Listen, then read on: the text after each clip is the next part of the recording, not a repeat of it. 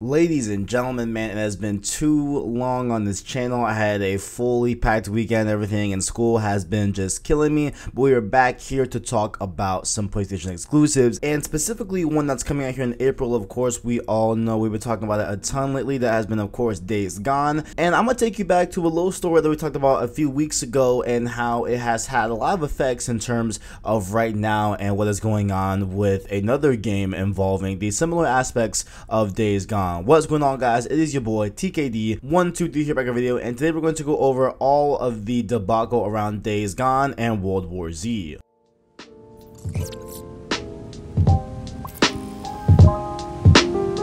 So this whole thing came out back in December, right at the end of the year of 2018, where it was revealed that the developer behind World War Z actually went to Sony and went to the Days Gone developer themselves at Sony Bend and were looking to make a multiplayer component for the game. They said, quote, "I see what you're doing with Days Gone, look what we're doing with World War Z, maybe we can help you with a multiplayer component."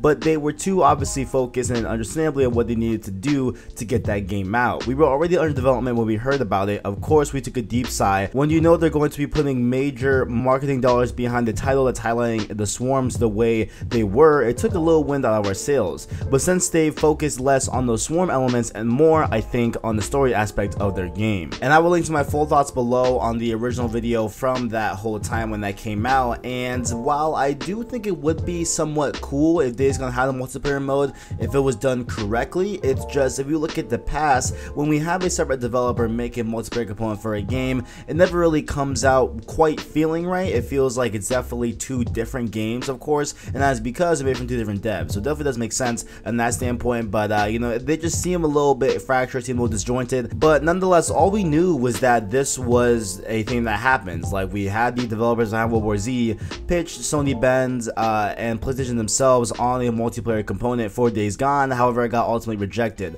However, what was interesting is that a few days ago, we had the developers around World War Z actually come out and reveal their World War Z multiplayer component for their game World War Z. And so of course I have it up here on screen, and just a little trailer. There's not really a ton of gameplay in this. There's some gameplay snippets here and there, but it's not really a lot of gameplay to see or, you know, say or talk about. It's just mainly a trailer that was cut specifically, but there are some gameplay in there. So they highlight team-based combat in this mode for World War Z for the multiplayer component. 5 unique modes as well that we will go over in a little bit. It's player versus zombies in this game mode as well. So it looks, you know, pretty interesting, honestly. It looks like it might be a really cool thing having co-op, but, you know, at the same time have it not be co-op as well, do it PvP, as well as you have zombies to, you know, kind of deal with throughout the whole thing. So they laid out their 5 unique different modes that they will have for the game. And the first mode here is called Scavenge Raid, where you will have to race to secure resources across the map to win. And then Vaccine Hunt,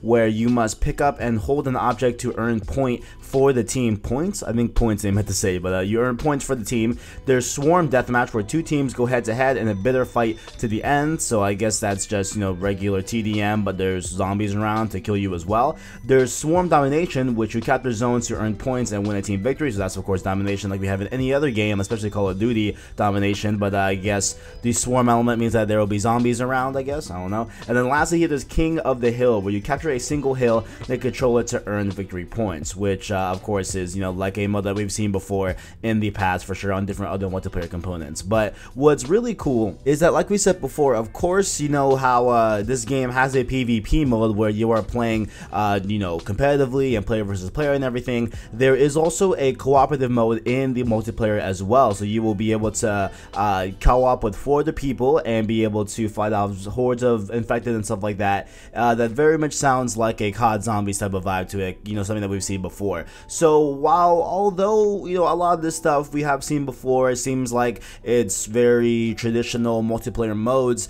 just tacked on to having zombies on the map. While that could be pretty cool as well, and I'm sure that, you know, World War Z has a little twist on this to make it a little bit unique overall. It does seem pretty cool nonetheless, even though I don't think this game is gonna quite light the world on fire. I think this might be pretty cool for it in its own right. And there's also classes in the multiplayer as well. So you spawn in with your team, and you have different classes that maybe one gives you ammo, one gives you health, etc. All the good stuff, you know, the classic classes that we have from other games we've had before. So nonetheless, you know, with you know, the developers behind World War Z coming out with this multiplayer mode, it does bear to think that was this the multiplayer component that Days Gone would have had if Sony Bend and PlayStation themselves allowed them to develop a multiplayer component for Days Gone. And so it looks like this is exactly what it is, and honestly, I would have been kind of happy with this, you know what I'm saying? Like, at least from what we're saying. Obviously I haven't played it yet, I don't know if it's trash, but you know, depending on how this looks in terms of the trailer and gameplay, of course trailer and gameplay is not reflective of actual you know, in-game gameplay where someone is playing it and left to their own devices and not scripted in a trailer. I do understand that point, but nonetheless, it does look pretty cool. It does look pretty interesting, and the modes look pretty fun, at least to try out here and there, you know. And I think also you know, while having this be like a blueprint for the multiplayer component, I think maybe Sony Bend and you know, they would have definitely added some things to it, or maybe tweaked it in a better way to make it more Days Gone-ish in a way and stuff like that. So I think it would have been really cool.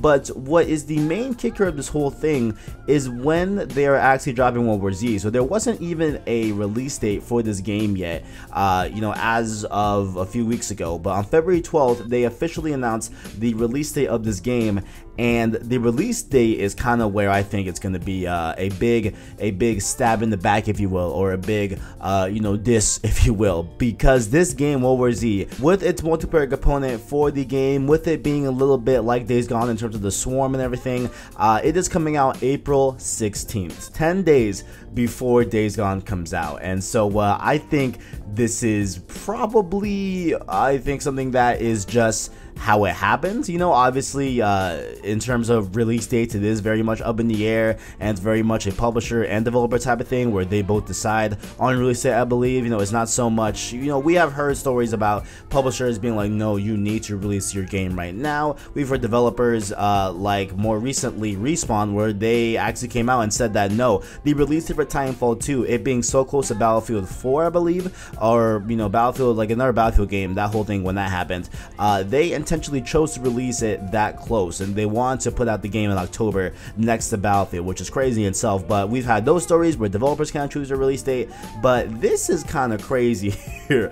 I don't know what the deal is. I don't know why they would release it so close to Days Gone, but I do think that there is a chance. I'm not saying that this is 100% true. I'm not saying that you know, that like this is actually what's going down per se, but I do think that there is some shade being thrown here. I think maybe the boys at World War Z, Saber Interactive, you know, that dev team, I think they might be throwing some shade and trying to you know, push Days Gone a little bit, you know, trying to like poke him in the chest, poke him where it hurts, releasing their you know, game with the multiplayer component that they pitched for Days Gone but got denied for that pitching and to have their component in the Days Gone game. So I don't know, guys, like there is potentially some tea here to be seen and tea here to be sipped, but I don't know for sure. Obviously no one knows for sure if this move for the April 16th release date was supposed to be some kind of stiff move or slick move towards Sony Bend for them not having their multiplayer component in the game. Maybe it's just coincidence. That's what I think is most likely the case. Maybe it was just, you know, how the cards ended up, how they landed.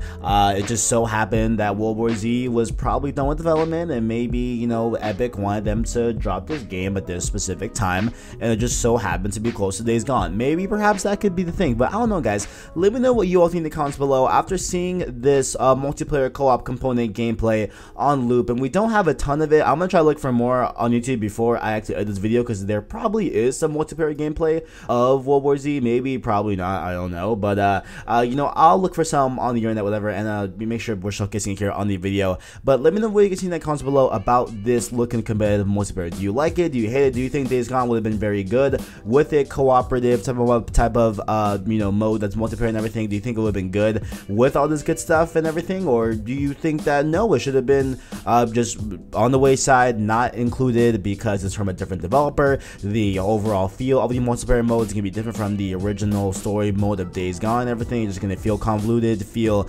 disjointed. Let me know what you all think down in the comments below, and make sure also while you are down there to like our video if you enjoyed it, as well as stay subscribed to PlayStation Source to keep up with the latest and greatest in PlayStation. And make sure to also check out our description down below where you can find the Instagram and Twitter to follow us on there. Make sure to also check out our links down below in the description. Our twitch.tv, we've been streaming there for a little bit. Yesterday we streamed some Apex Legends, that was pretty fun. And we also have our Discord down below. Make sure to go check out that Discord. We're all hanging out there, we all talk, we all chill, share links, all that good stuff. So make sure to go check out that Discord down below. Thank you for watching, and as always, greatness awaits.